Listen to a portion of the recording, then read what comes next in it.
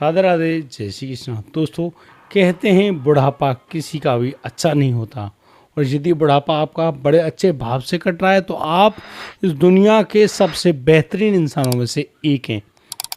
लेकिन मैं यदि आपसे ये पूछूं कि आपको बुढ़ापे में होने वाली परेशानियां आपसे गिनवाई जाएं, तो शायद आपकी हाथों की उंगलियां कम पड़ जाएंगी। क्योंकि कहते हैं जब बुढ़ापा होता है तो आपके अपने ही आपका साथ छोड़कर बहुत दूर चले जाते हैं। वो आज के टाइम के बच्चे अपने माता पिता को अनाथ आश्रम तक पहुंचा देते हैं।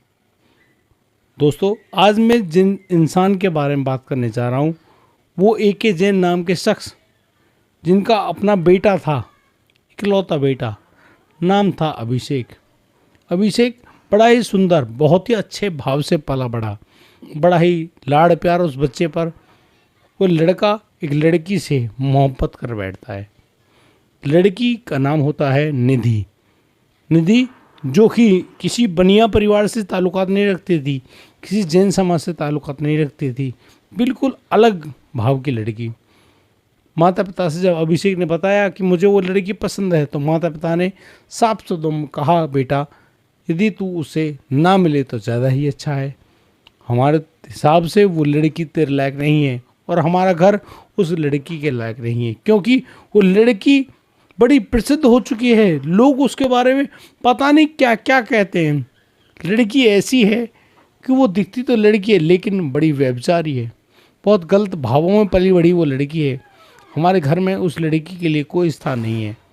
लेकिन इस बात को सुनने वाला वह लड़का अभिषेक, जो कि निधि के प्यार में पागल हो गया था, अपने माता पिता की बातों को बिल्कुल नकार देता है, और वह उस लड़की के साथ कोर्ट मैरिज करने के बाद निधि को अपने घर अपनी पत्नी बनाकर ले आता है और उसको अपने माता पिता के सामने खड़ा कर देता है।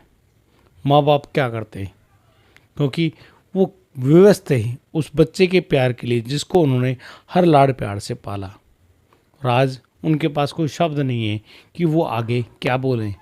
इसलिए वो चुपचाप रहे, उन्होंने किसी से कुछ नहीं कहा, और वो कहते भी क्या, क्योंकि कहने के लिए ज़्यादा कुछ नहीं बचा। शादी होने के बाद निधि उस घर में रहने तो लगी, लेकिन उसके हाव भाव, उसकी बात, उसका चाल चलना बिल्कुल अलग तरह का गजब का पहनावा, छोटे कपड़े पहनना, अभद्रता से बातें करना, खुद बना लो, खुद खा लो, खुद मज़े में रहती। उसने ना तो ससुर की सेवा करी, ना ही सास की सेवा करी। एक दिन तो वो अपनी सास से इतनी ज़ोर से लड़ाई कर बैठी कि अभिषेक की माँ ने अभिषेक के पास फ़ोन करके बताया कि बेटा, तेरी पत्नी निधि ने उसको बहुत ज़्यादा प्रताड़ित किया, परेशान किया है। दोस्तों, वो अभिषेक घर तो आता है, और वह जब अपनी पत्नी से बात करता है तो उसकी पत्नी निधि उसको अपने प्यार में लेकर कुछ ऐसी बातें बताती है जिन बातों को सुनने के बाद अभिषेक अपनी माँ से ही बुरा भला बोल पड़ता है। इतना गलत बोलता है, उन लफ्ज़ों को वो माँ बिल्कुल भी सहन नहीं कर पाती है। और दोस्तों, वही माँ इस दुनिया को बाय बाय कर जाती है, खुद अपनी जान दे देती है। कितनी बात जब A.K. जैन ने सुनी, समझी, क्योंकि उस समय वो घर पर मौजूद नहीं थे, अपनी बेटी के पास थे। वो अपनी बेटी के वहाँ से घर आए, घर आकर देखा, बड़े टूटे, अंदर से बिल्कुल खोखले हुए। वो पूछे तो पूछे किससे, क्या पूछें। अभिषेक और निधि ने कहा कि हमको मालूम नहीं है, अच्छा खाती हैं, अच्छा पहनती हैं, पता नहीं खुद को लटका दिया। A.K. जैन कुछ भी नहीं कर पाए। लेकिन दोस्तों, A.K. जैन जो कि अकेले उस घर में गढ़ते रहे, परेशान हुए, बहुत दुखी हुए। एक दिन उनको जिन बात का डर था वही बात उनके साथ हो गई। दरअसल उस निधि का उस A.K. जैन से भी बहुत बुरा झगड़ा हुआ। झगड़ा इतना बुरा हुआ कि मेरे कहने के शब्द नहीं है आप लोगों के सामने। दरअसल A.K. जैन को मजबूरीवश उस घर से दूर निकलना पड़ा। उस A.K. जैन को ढूंढते ढूंढते उसकी बेटी तो आई, लेकिन बेटा नहीं आया, और बेटी अपने पिता को अपने पास से पोलैंड ले गई, क्योंकि वो पोलैंड में रहती थी। उसके पति का वहाँ पर दवाइयों का बड़ा व्यापार था, और उसी पोलैंड में वो अपने पिता को लेकर तो गई।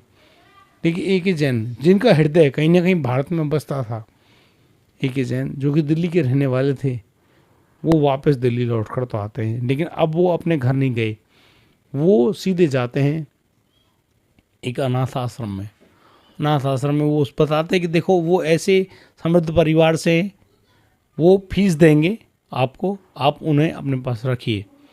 वो कुछ दिन तो उस अनाथ आश्रम में रहे, लेकिन जब उनका हृदय नहीं माना तो वो लोगों ने, ए के जैन साहब ने हमारी वीडियो को देखा, उन्होंने हमसे संपर्क साधा। संपर्क साधने के बाद वो हमारे पास आए, रात्रि के करीब 11 बजे।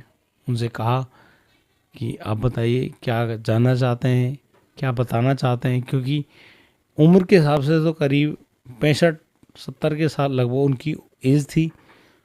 वो अब अपनी सारी बात बताने लगे। जिस प्रकार का विवरण हमने आपको इस वीडियो की शुरुआत में दिया, बिल्कुल वही विवरण था उनका, और उसी विवरण के साथ उन्होंने सारी बात बता दी। लेकिन वो जानना चाहते हैं कि वो जो कुछ भी भुगत रहे हैं, अपनी पत्नी का जाना, अपने घर से बाहर निकलना, वो खुद एक करोड़पति हैं लेकिन आज मोहताज हैं एक एक रुपए के लिए। आखिर उनके साथ ऐसा क्या हो रहा है, वो इस चीज़ को जानना चाहते हैं कि या ये जो कर्म है, जो पूर्व जन्मों के हैं, वो हमारा पीछा क्यों नहीं छोड़ते हैं। आखिरकार उनकी जो ये दुर्गति हुई है, उसके पीछे उनके जीवन का ऐसा कौन सा कार्य है जिसकी वजह से उनको ये टाइम देखना पड़ गया। तो हमने उनसे कहा कि आप ये इलाज कराने के लिए तैयार हैं, तो उन्होंने कहा हाँ बिल्कुल तैयार हैं, कोई दिक्कत नहीं है। उनको उसी स्पेसिफाइड एक बेड पर ले जाया गया। उनसे कहा गया कि आप आराम से तसल्ली से लेट जाइए, रेस्ट कीजिए, बॉडी को आराम दीजिए और आराम से हमारे साथ उस लंबी सी दूर तक की यात्रा पर चलिए। दोस्तों, यहाँ पर वो जो शख्स हैं, यानी कि ए के जैन साहब, ट्रांस की भूमिका में गए। उनसे जब पूछा गया कि अपने पैरों को देखिए कि आप अपने आप को कहाँ पर पा रहे हैं, तो उन्होंने कहा कि उन्होंने चप्पल पहनी हुई है, उनके पैर हैं काफ़ी सांवले रंग के हैं, काले जैसे, और एक रेत नुमा है। तो उनसे पूछा कि जब आगे की स्थिति देखो जरा, सामने आपको क्या दिख रहा है, तो वो कह रहे हैं कि रेतीला भाव है और ऐसा लग रहा है जैसे राजस्थान का कोई गांव हो। अब उस गांव में वो क्या करें। जब उनसे पूछा गया कि आपका नाम क्या है, तो उन्होंने नाम बताया कि मेरा नाम निरंजन दास है और मैं इस गांव में एक बड़ा ज़मींदार हूँ, उसके पास पैसे बहुत हैं और वो सफ़ेद रंग के कपड़े पहनना पसंद करता है। अब उनसे पूछा गया कि आपकी जो पत्नी है, क्या वो आपको दिखाई दे रही हैं, तो उन्होंने कहा नहीं, उनको ऐसा कुछ दिखाई नहीं दे रहा है।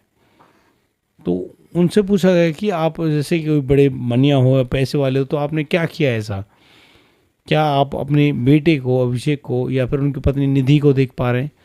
उन्होंने कहा कि हाँ बिल्कुल, मैं यहाँ पर अपनी जो पत्नी है उसको एक ऐसे शख्स के रूप में देख रहा हूँ जिस शख्स ने मुझसे बहुत ज़्यादा कर्ज लिया था। इस शख्स का नाम बताया गया भीम। भीम इसका नाम है। इसने मुझसे बहुत ज़्यादा कर्ज लिया था इसने उसके विवाह होने में। इसके घर में एक महिला आई, महिला का नाम उसने लगभग मंजू बताया। मंजू नाम की सी महिला है और जब भीम से कर्जा नहीं चुकाती ये मेरे पास आता है, मैं उसको बहुत बुरा भला बोलता हूँ और इसी मतलब प्रताड़ना से दुखी होकर भीम अपने घर तो जाता है, लेकिन चुपचाप घर से निकलता है और बस पड़ोस के खेत के जो बड़ा सा पेड़ है वहाँ से लटक कर अपनी जान दे देता है। और उस मंजू ने अब उस निरंजन दास को बहुत ही बुरा भला कहना शुरू कर दिया। ये कोई और नहीं, वही मंजू है जो कि अब अभिषेक की पत्नी है निधि, उसी का नाम मंजू देवी है। और मंजू देवी ने अपना बदला लिया है और वो बदला ऐसे ले रही है उसके बेटे की पत्नी बनकर। उसी घर में तो मौजूद है, लेकिन वो बड़ी तसल्ली से एक एक करके बदला ले रही है। अब जब उसे पूछा गया कि भीम नाम का जो शख्स है जिसने आपसे कर्ज लिया था वो कौन था, तो वो बताते हैं कि वो कोई और नहीं, उनकी अपनी पत्नी थी जिन्होंने इस समय भी, इस हाल फिलहाल के जो समय में जो अपनी जान दी थी, वो उसकी अपनी पत्नी थी। लेकिन जो मंजू है, ये मंजू ने उसको बहुत ज़्यादा बुरी तरीके से अभिशाप दिया था। उससे कहा था कि मैं तुझे बाकी नहीं छोड़ूंगी। जिस कर्ज के चक्कर में, जिस पैसे के लिए तूने उसके पति की जान ली है, उसको मजबूर कर दिया है, एक दिन मैं तुझे भी तेरी संपत्ति से विहीन कर दूंगी। और बस होना क्या था, यही हुआ। निधि फिर दोबारा से जन्म लेकर तो आती है, निधि के रूप में। वही मंजू है, कोई और नहीं है।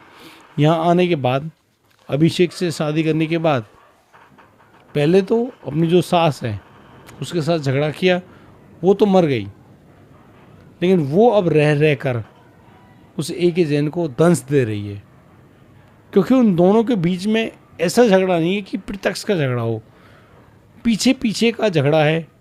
और बस इसी झगड़े के माहौल में उस शख्स ने अपनी पत्नी यानी कि बेटे की बहू, उससे इतनी ज़्यादा प्रताड़ना झेली कि उसको अपना बसा बसाया घर, अपनी धन दौलत, अपना बेटा, सब कुछ छोड़ना पड़ गया।